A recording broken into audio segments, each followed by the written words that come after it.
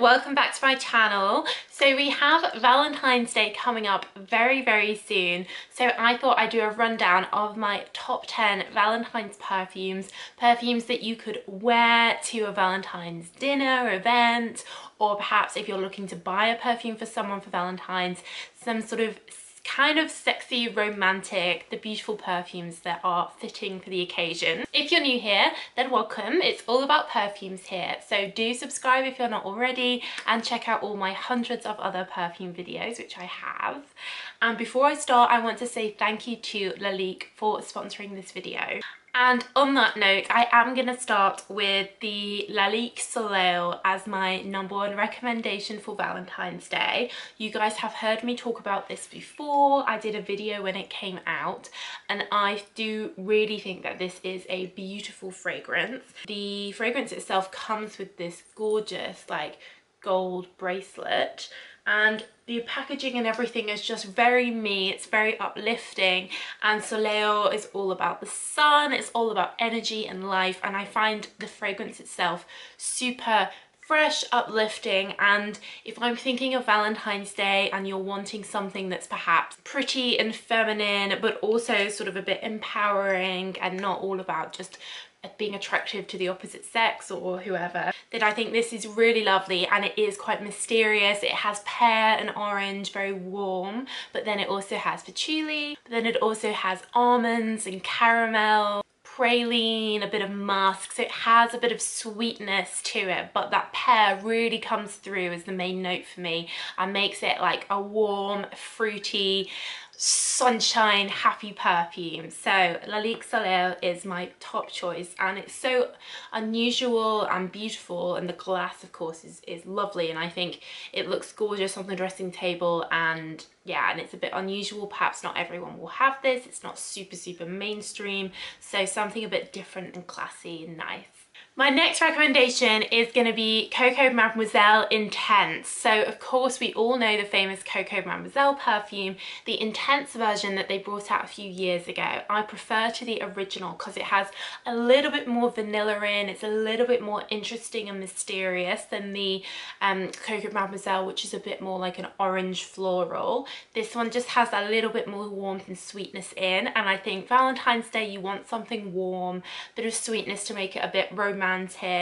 So this I think is a very classy fragrance, but has those like subtle undertones of, you know, romance. So moving into a more floral perfume, I'm going to go through all different types of perfumes here. So if you want something that's quite floral, you love roses, then the Narciso Rodriguez Fleur Musk I would really recommend. You guys know I love Narciso Rodriguez. I think for her fragrances, EDT and EDP are so amazing for lasting and so clean, but then this Fleur version has that freshness and cleanness and long lasting of the musky in the signature scent, but then it has these rose and peony notes in it, which make it again a little bit more whimsical, romantic, or a little bit more feminine perhaps, but really good lasting power. So you can spray this at the beginning of Valentine's Day and you'll still be able to smell it, and people will smell it on you many hours later. My next recommendation in the sort of floral category is YSL's Mon Paris.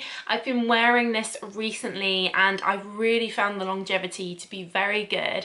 It has a little bit of sweetness in, but predominantly it's like a floral patchouli note that stands out, and I got so many compliments wearing this the other week. I could really smell it on myself all the time, and I think it's pretty and feminine, but again it has that modern twist in it that makes it interesting. Next on my list is Miss Dior Absolutely Blooming. I have this in the Roller Pearl edition.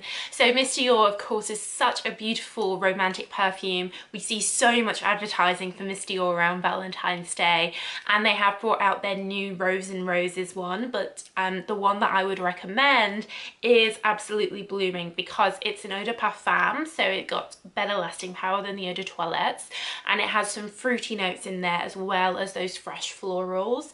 So overall it feels very classy, sophisticated, but those fruity notes I think make it a little bit more interesting, help it last a bit more and make it a little bit more sexy, whereas something that's just a pure floral like Rose and Roses is just like more like a sort of rose candle or something. It's not got that intrigue and mystery and depth that one with more ingredients has.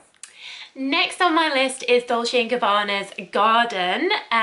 These Dolce perfumes are all quite different, but Garden is my favorite because it has coconut in here, it has vanilla, almonds, frangipane, so it is not a heavy floral like the other Dolces kind of are.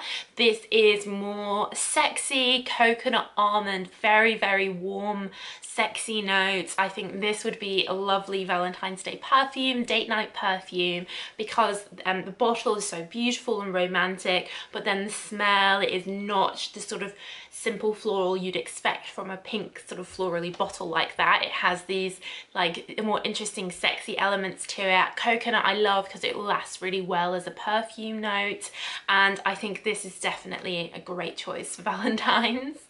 So continuing into the more sweeter perfumes, Viktor & Rolf's Bom Bom.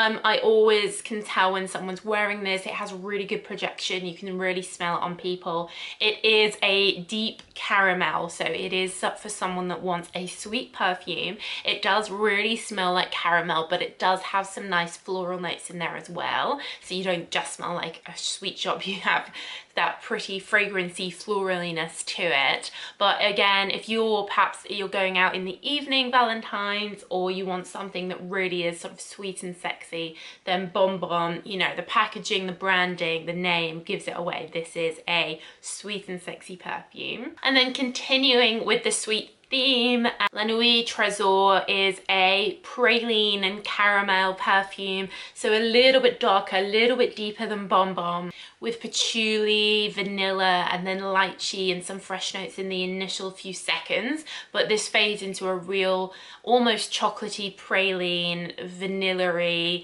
and patchouli in here starts to come through a lot in that first hour, and then the patchouli lingers for a long time, so another one that's good for lasting. This is definitely more nighttime, you know, hence the name, than daytime, and something that will last quite well and have good projection. And I really do love this range.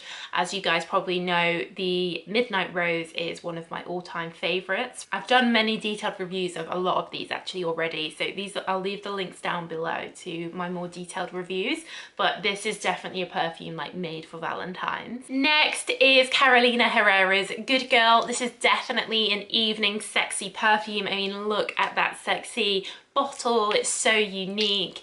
This is quite floral and tuberosy, but it has quite a lot of tonka bean in as well, which give it that depth and warmth. Again, it has almond notes in and a bit of cacao as well, so it's quite edible, gourmandy, but then this tuberose really comes through as well, so it's floral and a sort of edible gourmandy. So an interesting mix. It lasts well. People always say they get complimented when they wear this, and you can still get it in the cool gold edition bottle as well, which I think is beautiful. Carolina Herrera, definitely, this Good Girl definitely made for romantic occasions.